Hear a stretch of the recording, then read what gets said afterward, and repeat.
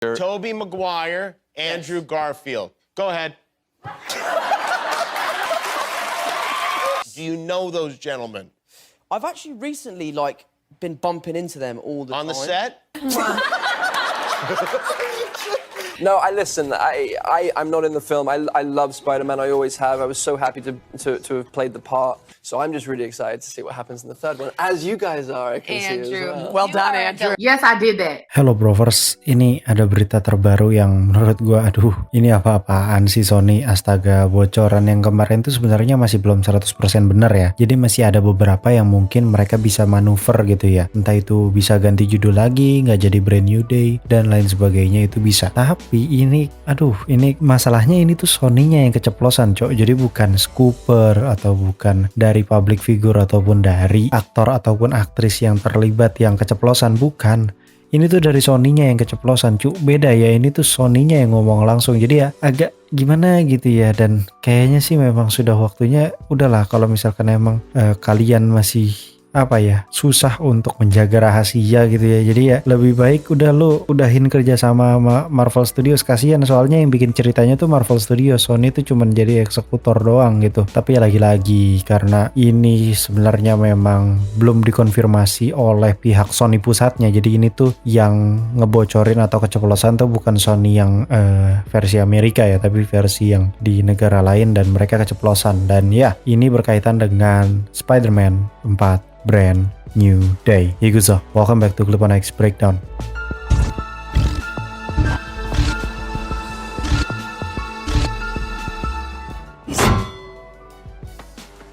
Oke, bocoran ini datang dari Sony itu sendiri. Yes, dari Sony-nya sendiri cuy, pada tanggal 8 November kemarin, yaitu pada divisi Jepang Sony Pictures, yang dimana divisi Jepang Sony Pictures ini ternyata membagikan siaran pers yang mengumumkan bahwa film keempat dari Spider-Man Tom Holland akan dirilis di Jepang pada musim panas 2026 dan 24 Juli di Amerika Serikat, yang artinya memang Spider-Man 4 Brand New Day atau Spider-Man 4 Tom Holland ini nanti itu bakalan berada di tengah-tengah atau setelah Avengers Doomsday ataupun sebelum Secret Wars. Jadi berada di tengah-tengah dan mungkin itu strateginya ya. Jadi masih berada di gejolak hype-hype-nya superhero, karena kan Doomsday pasti bakal viral dan juga Secret Wars pasti bakal viral dan dia berada di tengah-tengahnya.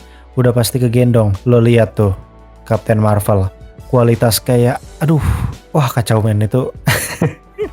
Gimana ya, kayak gue ngeliat film Captain Marvel tuh kayak pokoknya laki-laki nggak guna gitu. seriusan itu kacau banget sih film Captain Marvel, dan itu bisa tembus lebih dari 500 juta dolar film kayak begitu, astaga.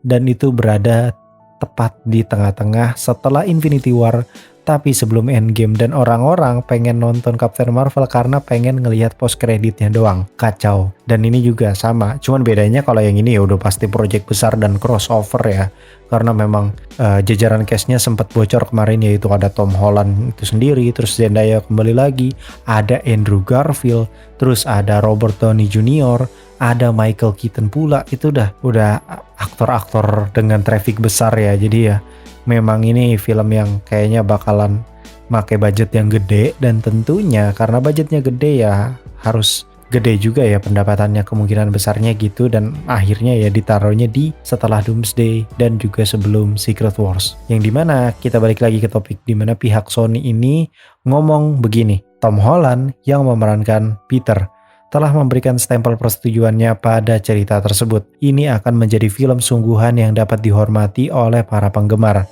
Apakah Tom Hardy yang memerankan Eddie Brock dalam serial atau sequel Venom siap untuk ambil bagian? Yes, dia ngomong begitu cuy. Jadi pihak Sony Jepang ngomong begitu. Setelah itu mereka memutar sebuah video yang dimana isi video tersebut adalah sosok Tom Hardy yang ngomong begini, sebenarnya saya tidak seharusnya mengucapkan selamat tinggal kepada Venom, akan tetapi selamat datang di tahap akhir atau di final project, yang dimana kisah Venom memang belum berakhir. Ia masih harus melakukan banyak hal. Tom Holland adalah Spider-Man terbaik bagi saya dan saya ingin bekerja sama dengannya.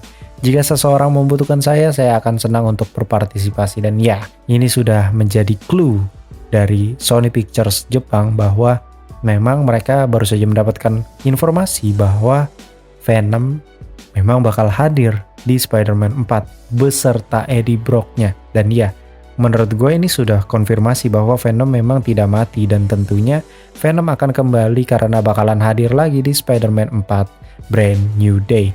Dan ini akhirnya menguatkan teori kita bahwa Spider-Man Tom kayaknya memang bakal terjangkit simbiot di Spider-Man 4 Brand New Day karena memang lagi sentolopnya di situ ya, habis ketemu RDJ yang jadi villain utama anjing. Dan tentunya ini udah bukan rumor lagi, ini bocoran tsunami namanya guys. Terlalu kacau ini Sony itu. Harus banyak membuat kebijakan untuk tutup mulut sih, apalagi untuk cabang-cabangnya gitu ya. Ini kan dari cabangnya sebenarnya, bukan dari Sony pusat kan.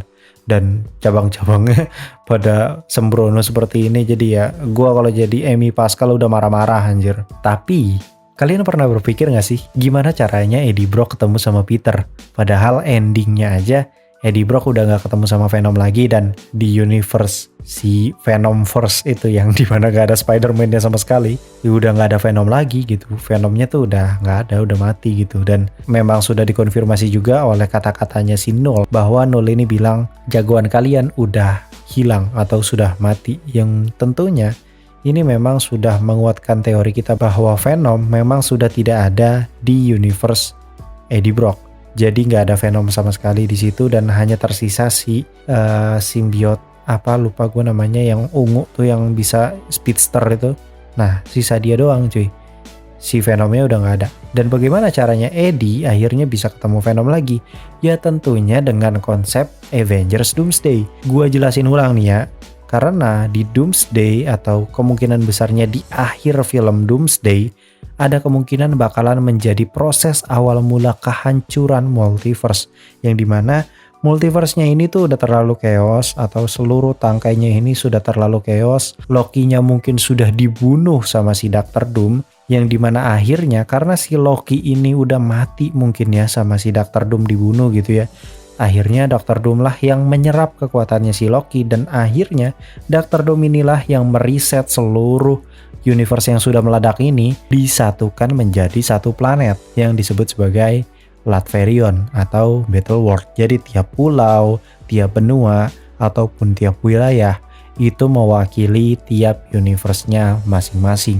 Di wilayah A, misalkan di provinsi A, ternyata ada universe 616. Nanti di provinsi B ada Earth 838. Kayak gitulah kurang lebih. Karena memang planetnya sebesar itu, segede itu planetnya. Jadi ya wajar kalau misalkan memang itu akan dikonsepkan seperti itu ya. Dan di satu sisi, ini akhirnya menjadi kesempatan bagi Sony untuk mengumpulkan berbagai macam karakter yang mereka punya kekayaan intelektual mereka yang sudah mereka beli gitu ya dari lisensi Spider-Man. Kemungkinan besarnya bakal bisa dimanfaatkan dengan cara seperti itu. Karena kenapa? Karena di Battle World ini itu sudah tidak mengenal konsep multiverse sebenarnya, karena mereka sudah berada di satu destinasi atau berada di satu lokasi atau di satu planet yang sama. Jadi mereka cuman pakai portal Doctor Strange untuk pindah-pindah tempat, itu bisa gitu ya, dan itu karakter yang berbeda universe. Simpelnya seperti itu. Dan gue nggak tahu apakah mereka bakal bingung gitu ya, karena kan ada beberapa karakter yang mukanya sama kayak Doctor Strange. Rata-rata Doctor Strange mukanya sama semua tuh, sedangkan Peter Parker mukanya beda-beda tuh. Nah itu gimana tuh loh? Ya gue nggak tahu lah, cuman intinya ya kurang lebih seperti itu, dan itu akan menjadi hal yang cukup membingungkan nanti ya di Avengers Doomsday ataupun Secret Wars nantinya. Dan tentunya karena si Peter ini kan bakalan punya simbiot ya di universe 616 ini, karena memang itu adalah satu tetes simbiot yang disisakan oleh si Venom di ending No Way Home. Yang artinya bisa saja satu tetes simbiot itu kalau misalkan nempel lagi ke Eddie, itu bakalan jadi Venom lagi. Karena kita tuh nggak pernah melihat kayak misalkan ada satu tetes simbiot itu misalkan nempelnya ke orang lain selain Eddie, itu justru ternyata melahirkan satu kepribadian simbiot yang lain gitu. Misalkan satu tetes nempel ke orang lain, terus ternyata orang lain tersebut punya kekuatan simbiot yang dimana simbiot tersebut ternyata adalah Carnage gitu, jadi bukan Venom lagi gitu. ya bisa seperti itu. Tapi kalau misalkan satu tetes simbiot yang tersisa itu nempelnya ke orang yang sama, apakah jangan-jangan nanti bakal jadi Venom lagi? Kan bisa jadi seperti itu ya. Dan terlebih lagi, ya ada kemungkinan besar ini jadi kesempatan dari pihak Sony untuk membuat si Venomnya ini jadi kayak Spider-Man. Karena seperti yang kita tahu, Venom yang ada di Venomverse yang tidak ada Spider-Man sama sekali, itu kagak ada logo Spider-Man-nya. Jadi bisa aja dia nempel ke Peter dulu, dari nempel ke Peter pindah ke Eddie. Dari proses itulah akhirnya si Venom ini bisa ada logo putih Spider-Man gitu kan di dadanya, sesuai dengan komik accurate yang sudah diimpikan oleh berbagai macam fans Spider-Man gitu. Atau jangan-jangan ada juga beberapa teori yang mengkisahkan jangan-jangan gini ya, seluruh universe itu bakalan meledak dan banyak karakter yang mati termasuk Spider-Man Tom Holland, akan tetapi dibuat ulang atau dihidupkan lagi di Battle World atau di Latveria atau di Latveria itu, lalu dikumpulin di satu planet dan akhirnya planet tersebut dikuasai oleh Dr. Doom. Itu bisa jadi seperti itu. Makanya ada adegan dimana nanti si Peternya ini memang bakalan pensiun dari dunia persuperheroan atau tidak jadi Spider-Man lagi. Ya bisa jadi kemungkinannya cuma dua itu, antara dia yang emang udah kena mental pisan karena abis ketemu villain utama dan villain utamanya adalah mentornya sendiri, atau jangan-jangan yang kedua itu adalah ya ini adalah Tom Holland yang baru. Jadi dia dihidupkan lagi, dia tidak ingat kisah ataupun memori sebelum ada Latverion. Gitu kacau banget sih kalau sampai kayak begitu, gila. Itu ngeriset seisi universe anjir. Dan sebenarnya udah kita lihat juga sih demonya itu di Spider-Man No Way Home, dimana seluruh orang lupa sama Peter Parker, cok. Sampai dokumen-dokumennya hilang cuy. Jadi ya bagi gue itu sudah bukan hal yang agak mengagetkan ya. Justru yang mengagetkannya adalah kalau misalkan seluruh multiverse kayak begitu dan akhirnya dibikin semuanya kayak seolah-olah mereka tuh adalah NPC di Battle World. Nah itu fuck up banget sih kalau misalkan sampai dibikin begitu, tapi keren. Itu bakal jadi cerita yang sangat menarik sih menurut gue. Oke, kira-kira itu tadi adalah berita terbaru dari Spider-Man 4 yang ini bocorannya langsung dari Sony, dari pihak Sony Jepang. Mungkin segitu dulu, gue Clip on X pamit undur diri, and I'll come see you next time.